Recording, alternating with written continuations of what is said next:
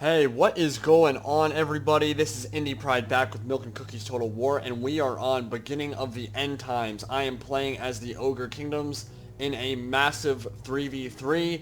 I've got Slaanesh and the Vampire Counts on my team, so not the most lore-friendly of 3v3s, but here we are facing off against Reichland, the Dawi Czar, the Chaos Dwarfs in the center, and the High Elves over on the other side of the battlefield. We'll go over army compositions real quick, and then we can get into the replay. So I've got Man-Eaters as my main line infantry, Mournfang cavalry as my general, very powerful cavalry unit, and what characterizes the Ogre Kingdoms is crazy stats, high HP, massive charge bonuses, but very low in numbers. You can see only 26 men in this Ogre unit.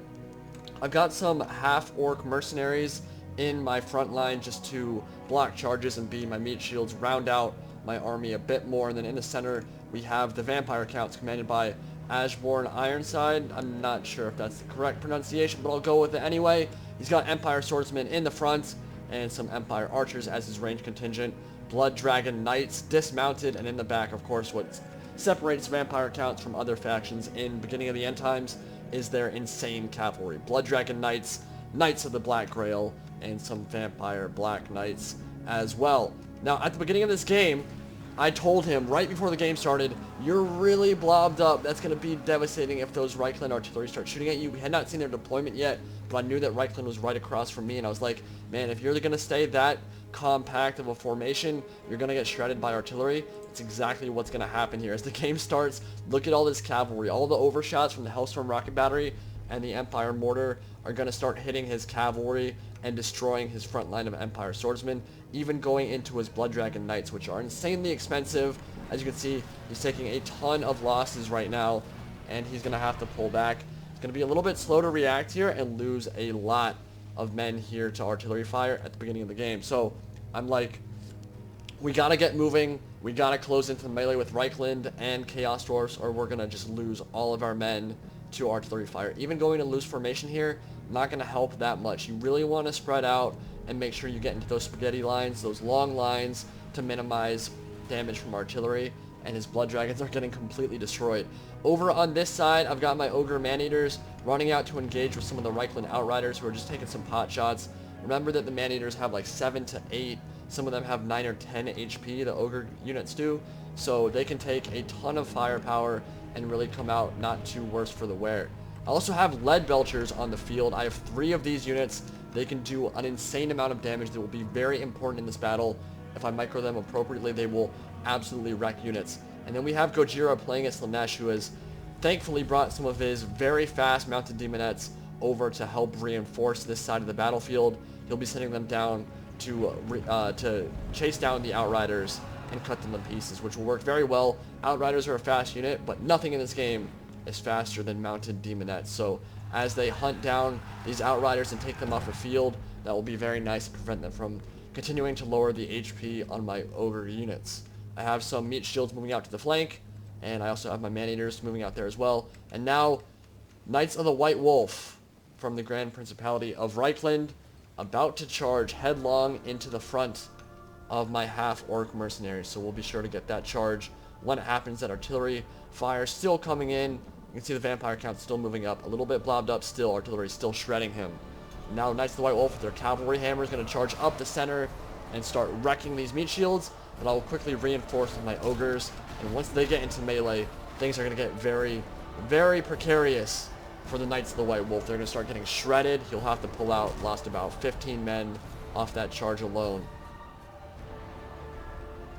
And look at the Empire Swordsmen right now. They're down at 12 on that unit, 52, taking so many losses, so many dead already this early on. We've actually lost 14% of our entire army, which means it's more like 25 or 30%, maybe even a bit more than that, of his army. So, yeah, he's not in good shape right now, but we'll see if we can correct some of those mistakes here. And we're going to charge up the center with my ogres into Perazzo's Lost Legion. That's a Dogs of War mercenary unit, I believe. And I should be able to shred those with my ogres. And now that we've dealt with all these Knights of the White Wolf and Pistoliers out on the side, the Outriders, actually there's this unit left, but we'll be able to kill that very soon.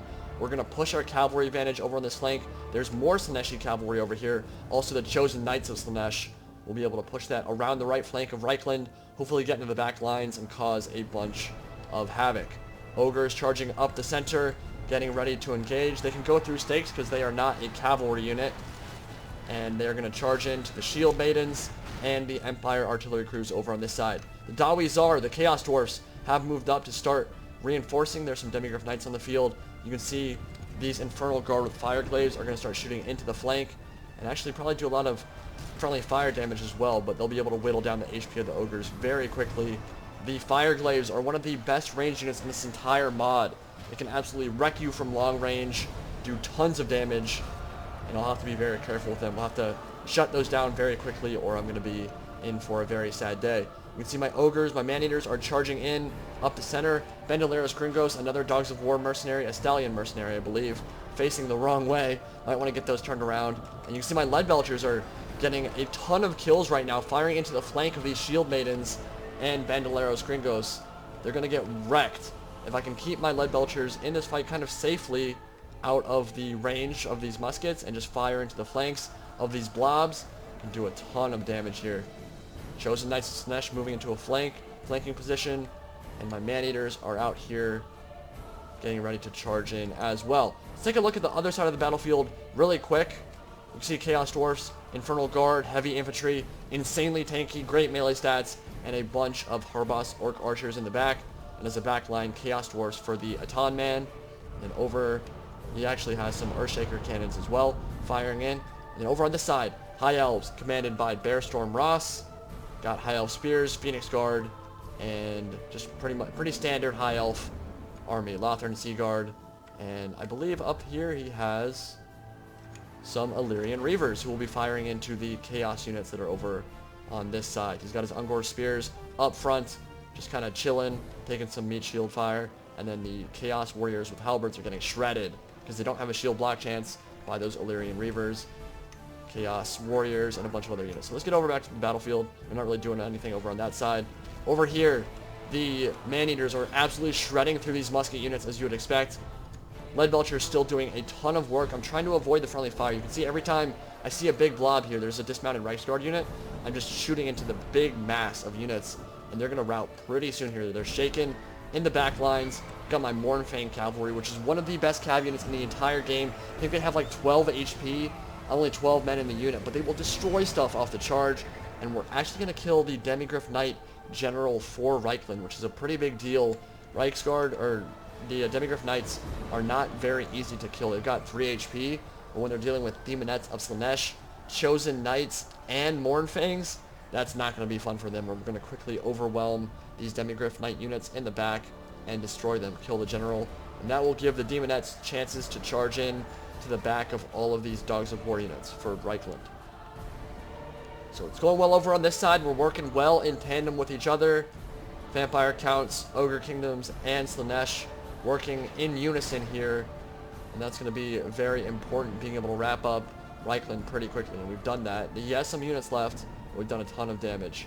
And now we're going to have to turn our attention to the Chaos Dwarfs who are coming in to reinforce. Look at this army. This is so much heavily armored 2 HP units. So many of them. Infernal Guard with Fire Glaives. Even the range units for the Chaos Dwarfs are not easy to kill. They have insane armor, insane ranged damage output. It's going to be very difficult to kill them. So even with repeated hammer and anvils from mounted Daemonette units, they're still going to be very, very difficult to kill. Look at that. Charge only killed 3 of these Infernal Guard with Fire Glaives. 2 HP and crazy armor values makes it very, very difficult to kill them. So another charge coming in. Anti-Daemonettes should be fine. They won't take too much damage from these Fire Glaives because of their multiple HP.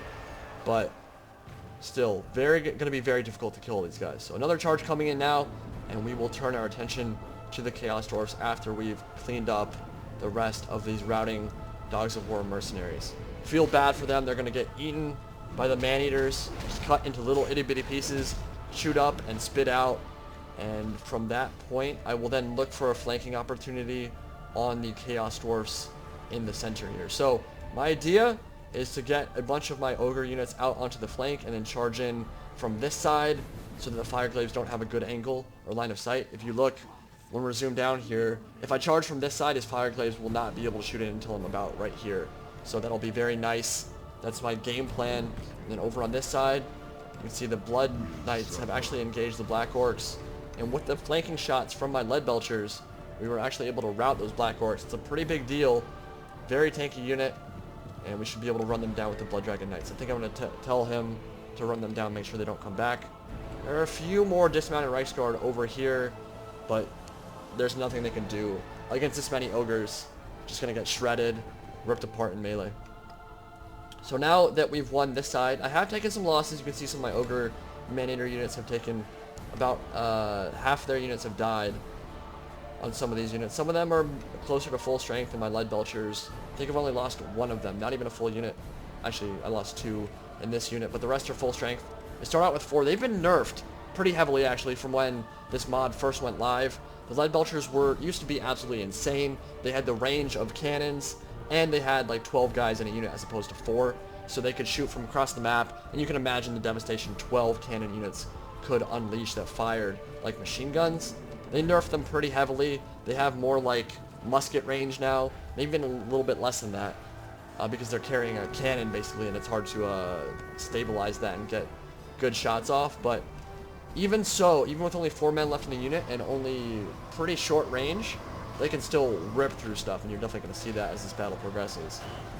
Fireglade is getting engaged now by the half-orc maniacs and by the ogres. This will be a tough fight. More Infernal Guard coming in to reinforce. Chosen Knights of Slaanesh really beaten up at this point. I don't blame them. They're only 1 HP and they're fighting Demigryph Knights. They've taken a lot of losses. Vampire Count's cavalry has also taken a lot of losses as well. You see the blunderbusses have moved up, start taking some pot shots at our forces, and I'm going to quickly get my Lead Belchers into a flanking position to hopefully fire in and start doing some damage to these big blobs of Infernal Guard and Chaos Dwarf units. So let's find where my Mournfangs are right now. They're in the out on the flank, just kind of threatening. I don't know what they're doing right now. I was trying to pull them out of the engagement, I think, and maybe let them go a little bit too far. But with continuous charges from the flank here and charges from the back with my Mournfang cavalry, who are very tired, about to be exhausted, but just an insanely powerful unit. A really cool model. Look at how cool that Ogre Kingdoms General looks. So awesome looking. But yeah, repeated hammer and anvil charges from him will be devastating to these Chaos Dwarfs. Man-Eaters charging in, and now my Lead Belchers are going to start firing into the flank. And look at the damage I'm going to unleash. Infernal Guard 2 HP unit. Your armor and shield block chance are not going to help you, fellas. Watch those Lead Belchers just start ripping into them. Only been a couple of volleys, and they are already down to about 70 men left in this unit. And this is perfect for me. This is exactly what you want to do with units like the Lead Belchers. Get them into a flanking position and fire into big blobs of units. And I'm just going to start shredding through them. And this unit would be so hard to cut through in regular melee combat. But with all this firepower coming in, even the Dawi Tsar cannot deal with that kind of cannon fire. They're going to have to move, and finally he's going to notice it. But the damage has already been done. Look at that. Whereas he did have about 180 Chaos Dwarfs, Infernal Guard right there, he's now got about 90. He's already lost half of them in just a couple of volleys from the Lead Belchers. And now I'm going to turn attention to these Chaos Dwarf warriors. Look at the damage they're unleashing. They have to shut down these Lead Belchers, or they're just going to lose their army.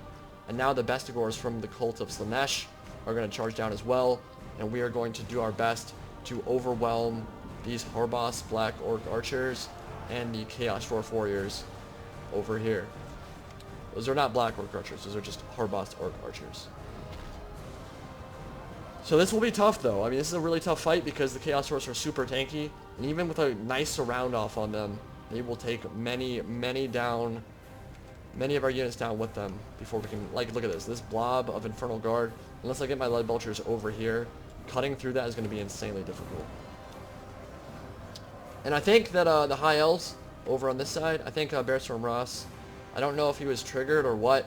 Apparently at the beginning of the game, he had asked for artillery support to help get the Cultists of Slaanesh off of that mountain, and he didn't get it. And so I think he decided that he wasn't going to help out in the melee engagement over there, or maybe he just felt more comfortable in his High Elf box while his Eagle Claw Bolt Thrower shoots in to the blobs. I think it has gotten some kills on the Chaos, or on the on Cultists of Slaanesh up on top of the mountain, but man, like, they could really use his help over here right now. I think he has sent some cav, actually not yet, but that'll happen soon enough. the Silver Helms and Dragon Princes of Kalador will make it over here eventually, but the Chaos Dwarfs and Reichland have all kind of played this as a 1v1, whereas our team has been working in concert with each other. And in 3v3s and team battles in general in Total War, working together, obviously a very important thing. You can see Centaurs from Slaanesh have charged into the back of the Chaos Dwarf Blunderbuss. They're going to route sandwiched in between Blood Dragon Knights. That is not a fun engagement. And over here, there's actually a Chaos Dwarf Blunderbuss unit that's getting into a position to start firing in. See what they decide to do. Probably going to shoot into these Marauder Axe Throwers. I told Gojira at this point, yo, charge in into melee. You do not want to be trading fire with Blunderbusses from this close. Even though the Axe Throwers have really good armor piercing and range stats, I told him just close the distance so you don't get shredded. It's too late. He lost 20 guys off that volley. He is going to charge in again, but that is not going to be fun for them. We'll see them charge in now. Will the Blunderbusses get another volley off before they close into melee? Yeah, oh my god, look at that devastation. Another 20 dead. And with that many lost, he's already lost half the unit. They won't have a good time against Blunderbusses in melee. Marauder Axe Throwers, pretty lightly armored, will actually probably get shredded over there. In the middle of the engagement, a lot of the Harboss Black Orc Archers are starting to rout, but the Infernal Guard are the kind of units that will stand and fight for forever. Slaaneshi Chosen Knights just wielding those glaives, wrecking stuff in melee. Best scores with 2 HP into melee as well. And with these repeated hammer and anvils, it will be a slow process, but we should be able to whittle down the last units of these Infernal Guard with fire glaives. More charges coming in. Ogre's going to keep ripping them up with those huge hammers and swords. Super excited to see how the Ogre Kingdoms get implemented in Total War Warhammer. I mean, to be honest, there are very few factions in that game that I'm not excited to see brought to life from the tabletop, but Ogres are definitely up there. So many cool monster units, especially these Mournfangs and the Stonehorns. Cannot wait to see them brought to life. They're going to be awesome. So I'm going to make sure these Harboss Orc Archers don't come back. It's pretty important. Need to make sure I route all of these remaining units. Now, more Marauder Axe Throwers coming in, charging from the rear, but he's actually going to avoid charging in, I think. I think he said, yeah, I'm just going to... No, what's going to happen is he's going to charge in and then be like, I think I'm losing too many guys still, and then maybe pull back and start throwing in the axes. Yeah, some axe throws from the back here could absolutely wreck these Blunderbusses. So we'll see what he chooses to do. Yeah, he's going to pull out a melee here. And now my Mournfang Cavalry, who are exhausted. You can see how slowly they're moving. But they've racked up so many kills. I think I've lost 2 models on that unit so far. But they have so many kills at this point. And they're going to continue chasing down those enemy units. You can see the Great Maw on the back of these Ogre units. That's the symbol of their faction. Really cool looking tattoo. And actually, I think the Daemonettes have a... Yeah, they have a tattoo of Slaanesh on their ass, which is nice. Not all of them do. Only the most worthy of Slaanesh get those tattoos. So yeah, this is just going to be a really long, grinded out melee fest over here. I am going to get my Mournfangs into the Chaos Dwarf Blunderbusses. And actually, he's going to try to get into melee with Harboss Orc Archers, who are decent in melee as well. I think they've got 2 HP, which is why he brought a lot of them. They're a very good range unit. Now they're going to charge in. And with the axe throws coming in from the flank, they should die relatively quickly. But I don't want to leave my Ogres, my Mournfangs in there for too long, because their charge bonus is really what separates them apart from other units. So I'll notice it relatively soon here and pull out. But oh man, look at the Lead Belchers. Look at this juicy blob of Infernal Guard. And I'm just going to start shooting in. There is going to be some friendly fire. Going to try to avoid getting the penetration shots that go all the way through and hit the best scores. So I'm going to start shooting at this blob instead. If I was shooting into here, the cannons could carry all the way through and just destroy these best scores. Definitely don't want to do that. But yeah, man, this is absolutely brutal. Look at that. Infernal Guard just getting destroyed. Blood Knights charging in. I'm going to stop shooting with my Lead Belchers as soon as the Blood Knights do. They're going to get into melee. Those are vampires. The highest level of vampire cavalry. Absolutely monstrous cavalry that can just destroy pretty much any unit in the game off the charge. Very, very few units in this game that can even hope to withstand a charge from the Blood Knights. And with cycle charging from those, we should be able to finally clean up the Chaos Dwarfs. Finally routed all these units over here, so many dead. And looking at the balance bar, we've got 61% of our army killed. A lot of that was at the beginning of this game. Look at that. Look at all this death in his deployment zone. Vampire Counts player taking so many losses from that artillery. But then 63% of the enemies killed. And as the Chaos Dwarfs finally succumb, we'll shift over, and High Elves still not doing anything. Very confident that they're going to be able to deal with the remnants of our 3 armies, and maybe it'll work. He didn't have a lot of cav. He does have those 2 units. Have they moved over yet? I think they're about to charge in, actually. Yep, Silver Helms finally going to make it in, and that's the first action the High Elves are going to see for the game, except for the Illyrian Reavers up top. I think the Illyrian Reavers did charge into the Chaos Slaanesh units up top and killed some of the Slaanesh Chosen, but I don't think I'm going to catch that on camera. Back here, Mounted Demonettes. This is not a fair engagement. Silver Helms are an amazing cav unit, but they're light cavalry.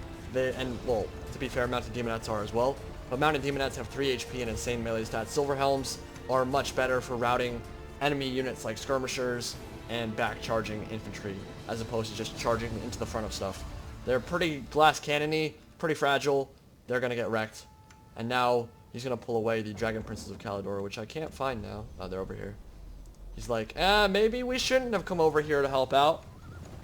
Now he's going to pull the Dragon Princes of Calidor away and send them back to his main lines. And I think this is where his general is. Yep, I believe that is his general unit. That's the general right there. That's a captain in the silver hair. And I think he has an armor upgrade on these Dragon Princes as well, because they have gold helmets. But they are going to be very tough. They're only 1 HP unit, but still one of the better cavalry units in this game. Crazy good charge bonus, really good armor and melee stats. And finally, Chaos Dwarfs are going to die after this massive charge from the Ogres into the back lines. Look at that. Oh, so awesome. And I believe there is a new, well, in fact, I do know, there's a patch coming out for beginning of the end times relatively soon here. There's no time frame on it. It could be months, to be honest. But they're working on a bunch of new units for a bunch of the different factions, adding a bunch of new features to multiplayer, like time periods where you can only use core troops instead of being able to field all these mercenary units.